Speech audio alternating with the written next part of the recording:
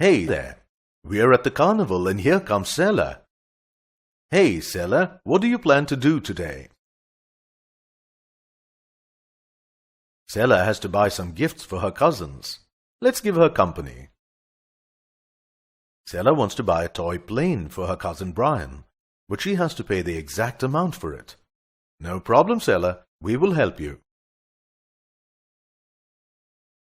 The toy plane costs 27 rupees. Let's see the money you're carrying, Sela. Sela has one 50-rupee note, one 20-rupee note, two 10-rupee notes, two 5-rupee coins, three 2-rupee coins, and two 1-rupee coins. Now let's try and see how we can pay exactly 27 rupees using this money. We can pay 27 rupees by using one 20-rupee note, one 5-rupee coin, and one 2-rupee coin. Is this the only way we can pay 27 rupees using this money? No, there are other ways too. We can pay 27 rupees by using one 20-rupee note, one 5-rupee coin, and two 1-rupee coins. Can you think of any other way to pay 27 rupees using this money? We can also pay 27 rupees by using two 10-rupee notes, one 5-rupee coin and two 1-rupee coins. Well, now is there any other way we can pay 27 rupees using this money?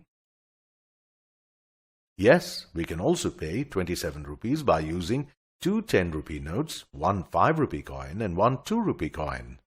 Is there yet another way to pay 27 rupees using this money? Yes, indeed there is. We can also pay 27 rupees by using two 10-rupee notes, three 2-rupee coins and one 1-rupee coin. Is there yet another way to pay 27 rupees using this money? Yes, we can. We can also pay 27 rupees by using one 20-rupee note, three 2-rupee coins and one 1-rupee coin. It's interesting to see how we can make many different combinations of money to make the same amount. Sela has bought the toy plane. What do you want to buy next, Sela?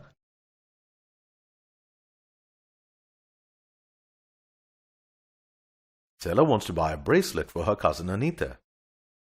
But she again has to pay the exact amount for it. No problem, Sela. We will help you again.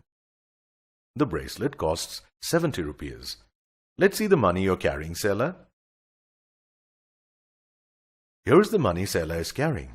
She has one 50-rupee note, two 10-rupee notes, one 5-rupee coin, two 2-rupee coins, and two 1-rupee coins.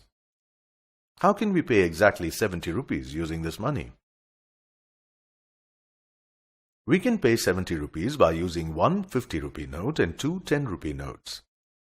Is there any other way we can pay 70 rupees using this money? We can also pay 70 rupees by using one 50-rupee note, one 10-rupee note, one 5-rupee coin, two 2-rupee coins and one 1-rupee coin. So we see that Sela can pay for the bracelet in two ways. Now Sela has bought the bracelet too. Anything else you want to buy, Sela?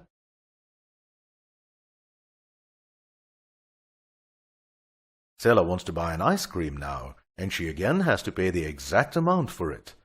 Let's help her pay for the ice cream. The ice cream costs 12 rupees. Let's see the money you're left with, Sela. Sela is left with one 10-rupee note and one 1-rupee coin. Is it enough to buy the ice cream she wants? No, it isn't. Sela is left with only 11 rupees and the ice cream costs 12 rupees. Search your pocket, Sela. Do you have more money? Aha! Sela found two 50-paisa coins and four 25-paisa coins in her pockets. How can we pay exactly 12 rupees using this money? Two 50-paisa coins make 1 rupee.